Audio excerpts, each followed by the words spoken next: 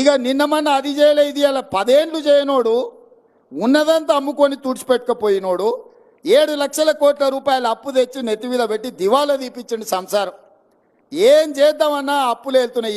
ఏ గూట్లో చేయి పెట్టినా అప్పుల సిట్టి కాగితమే బయటికి వెళ్తుంది. పొద్దున్న లేతే పకిరోడు మన ఇంటికానే ఉంటుండు, పటాన్ మన ఇంటికానే ఉంటుండు. నువ్వు బాకీ ఉన్నావు, అప్పు కడతావా లేదా అని. ఆ ఎల్ల సంవత్సరానికి 6,500 కోట్ల రూపాయలు అప్పు కట్టేది ఉండే. ఇవాళ ఈ మొనగాడు చేసిన పనికి నెల 1వ తారీఖు నాడు ప్రతి నెల 1వ తారీఖు నాడు 7,000 కోట్ల రూపాయలు మిత్తి కడుతున్నాం నేను మా బట్టి విక్రమార్క. సంవత్సరం తిరిగే లోపల 72,000 కోట్లు మిత్తి కట్టడానికి అవుతుందా? అసలు సంగతి దేవుడు ఎరుగు. ఇది పరిస్థితి. ఎందుకు ఇవన్నీ చెప్తున్నా అంటే మీకు అన్ని లెక్కలు తెలవాలి. ఇవాళ సంసారము అప్పుల పాలైంది.